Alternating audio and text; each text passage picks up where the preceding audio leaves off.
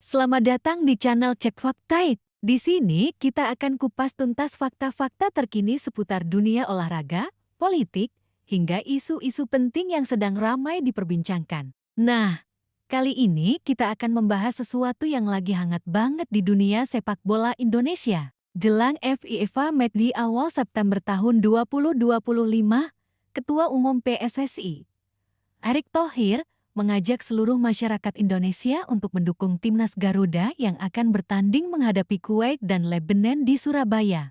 Apa sih sebenarnya makna dari laga uji coba ini? Kenapa lawan dari Timur Tengah dianggap penting untuk persiapan menuju ronde 4 kualifikasi Piala Dunia 2026? Dan seperti apa peluang timnas Indonesia di laga besar nanti melawan Arab Saudi dan Irak? Persiapan timnas Indonesia jelang FIFA Matchday.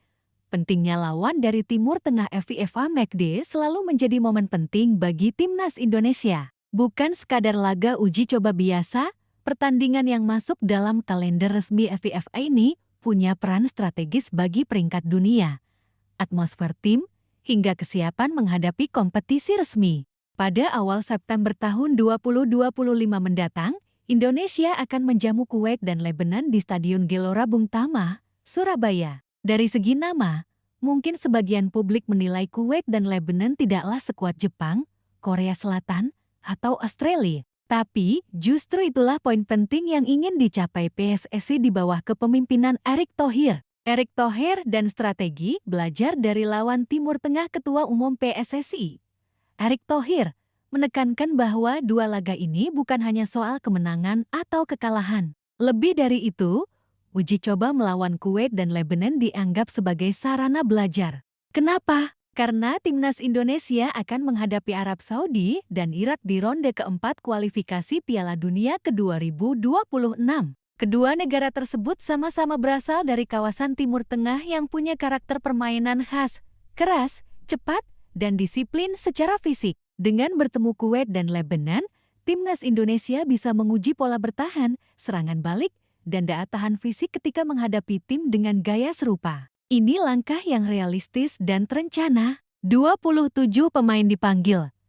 Siapa saja mereka? PSSI sudah mengumumkan daftar 27 pemain yang dipanggil. Meskipun detail nama pemain belum seluruhnya dipublikasikan ke media pada saat rilis berita, kita bisa menebak komposisi skuad Garuda. Biasanya, pelatih Shin Tae yang akan mengandalkan kombinasi pemain naturalisasi, bintang muda, dan wajah lama yang sudah terbukti konsistensi di Liga Pertama. Nama-nama seperti Asnawi Mangkualam, Pratama Arhan, Marcelino Ferdinand, hingga striker andalan seperti Shane Patinama, atau naturalisasi semisal Sandy Walsh dan Jordi Amat, kemungkinan besar tetap menghiasi daftar.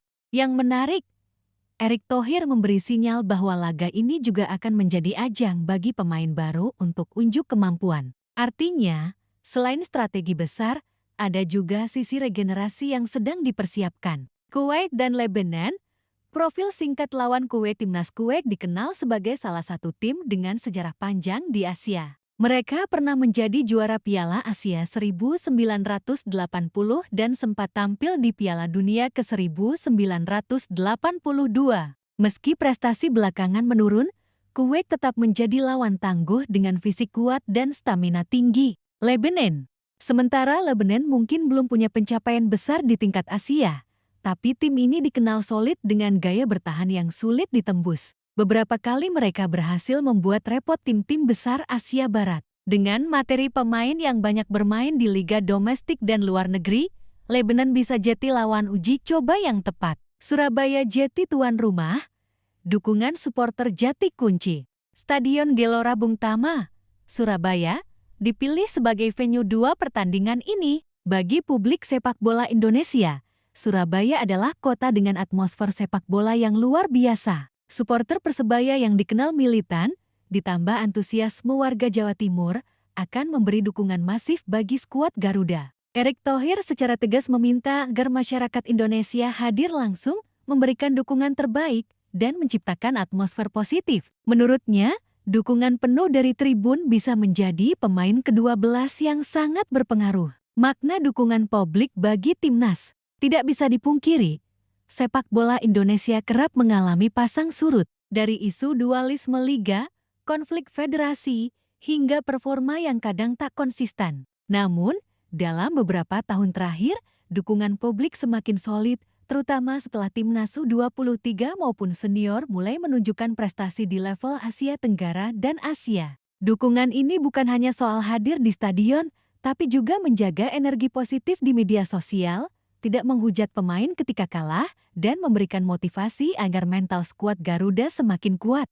Jadi, bisa disimpulkan bahwa FIFA McD melawan Kuwait dan Lebanon bukanlah sekadar uji coba biasa. Ini adalah langkah strategis untuk mempelajari musuh sebelum menghadapi tantangan yang lebih besar, yakni Arab Saudi dan Irak. Selain itu, laga di Surabaya akan menjadi ajang unjuk kekuatan dukungan publik. Erick Thohir ingin memastikan bahwa masyarakat Indonesia benar-benar ada di belakang timnas, bukan hanya ketika menang, tetapi juga ketika berjuang. Dari uji coba ke kualifikasi Piala Dunia 2026, tantangan nyata di depan mata.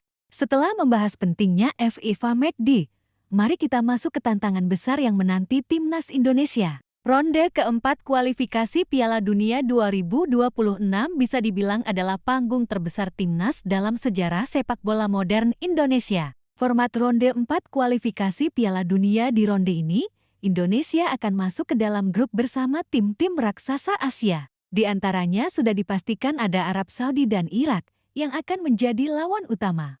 Arab Saudi adalah langganan Piala Dunia. Bahkan di Piala Dunia 2022 Qatar, mereka sempat mengejutkan dunia dengan mengalahkan Argentina. Dengan pemain-pemain yang banyak bermain di liga domestik super kaya dan beberapa di Eropa, mereka jelas lawan berat. Irak dikenal punya fisik prima dan semangat juang tinggi. Timnas Irak pernah menjuarai Piala Asia 2007 dan kini terus berkembang dengan regenerasi pemain muda. Artinya, uji coba melawan Kuwait dan Lebanon adalah bagian dari puzzle besar. Indonesia harus terbiasa menghadapi intensitas tinggi, permainan keras, dan gaya khas Timur Tengah. Peluang timnas Indonesia, apakah realistis berharap Indonesia bisa lolos ke Piala Dunia 2026? Jawabannya, peluang selalu ada, tapi jalan terjal menanti. PSSI di bawah Erick Thohir sudah menyiapkan sejumlah strategi, naturalisasi pemain untuk menambah kedalaman skuad. Liga 1 yang semakin profesional untuk mengasah kualitas lokal. Uji coba internasional yang tepat sasaran. Jika semua komponen berjalan seimbang, timnas Indonesia bisa memberi kejutan. Target realistis mungkin bukan langsung lolos otomatis, tetapi menjadi tim yang kompetitif dan tidak mudah dikalahkan. Peran Shin Tae-yang tak bisa dilepaskan dari pembahasan ini adalah pelatih Shin Tae-yang. Sejak menangani timnas, pria asal Korea Selatan itu membawa disiplin, fisik, dan mentalitas baru bagi skuad Garuda. Shin dikenal detail dalam analisis lawan, termasuk mempersiapkan strategi khusus menghadapi tim dengan gaya tertentu. Laga melawan Kuwait dan Lebanon jelas akan dimanfaatkan untuk mematangkan pola permainan, menilai kesiapan pemain, dan mengukur kekuatan lawan dari Timur Tengah. Dukungan Erick Thohir lebih dari sekadar kata-kata. Apa yang dikatakan Erick Thohir bukanlah jargon kosong. Sebagai Menteri BUMN sekaligus Ketua Umum PSSI, ia punya jaringan dan sumber daya besar. Beberapa langkah nyatanya termasuk perbaikan infrastruktur stadion agar sesuai standar FIFA, meningkatkan transparansi federasi, menarik sponsor dan dukungan finansial untuk program timnas. Dengan latar belakang sebagai pengusaha sekaligus mantan pemilik klub sepak bola di Italia dan Amerika, Erick tahu bagaimana membangun ekosistem olahraga yang sehat. Peran supporter, poin yang tak boleh diabaikan. Sepak bola adalah olahraga rakyat. Erick berulang kali menegaskan bahwa tanpa dukungan supporter, timnas tidak akan pernah besar. Di Surabaya nanti, publik Indonesia diharapkan memenuhi stadion, menyanyikan yel-yel dukungan, dan menciptakan atmosfer luar biasa. Dukungan ini akan sangat berbeda jika dibandingkan dengan hanya menonton di televisi. Lebih jauh, Erick berharap dukungan juga muncul dalam bentuk kesabaran. Saat kalah, jangan menghujat berlebihan. Saat menang, jangan cepat puas. Sikap inilah yang bisa membuat mental pemain lebih matang. Harapan ke depan. Momen FIFA McD September tahun 2025 harus jadi awal dari perjalanan panjang menuju mimpi besar. Piala Dunia ke-2026. Dengan pemain muda berbakat, dukungan publik yang solid, serta manajemen federasi yang lebih modern, peluang untuk mencetak sejarah semakin terbuka. Bukan tidak mungkin, Indonesia bisa mengikuti jejak negara Asia Tenggara lain seperti Thailand atau bahkan meniru kesuksesan Korea Selatan dan Jepang yang dulu memulai dari nol hingga kini menjadi raksasa Asia. Jadi, laga melawan Kuwait dan Lebanon hanyalah pintu masuk. Tantangan sesungguhnya adalah menjaga konsistensi, memperkuat mental, dan terus belajar. Dengan begitu, ketika menghadapi Arab Saudi dan Irak, timnas Indonesia tidak akan minder, tapi justru tampil percaya diri. Teman-teman Cek Faktait, itulah pembahasan lengkap kita kali ini. Dari ajakan Erick Thohir untuk mendukung timnas Indonesia, hingga makna strategis FIFA McD melawan Kuwait dan Lebanon, semua ini bermuara pada satu tujuan, mempersiapkan Garuda agar bisa terbang lebih tinggi di kancah dunia. Mari kita dukung bersama, bukan hanya dengan hadir di stadion, tapi juga dengan doa, energi positif, dan semangat tanpa henti. Kalau kalian punya pendapat soal peluang timnas Indonesia di kualifikasi Piala Dunia 2026, tulis di kolom komentar ya. Jangan lupa like, share, dan subscribe channel Cek Faktait agar kalian gak ketinggalan update terbaru seputar fakta-fakta menarik lainnya. Sampai jumpa di video berikutnya. Salam Garuda!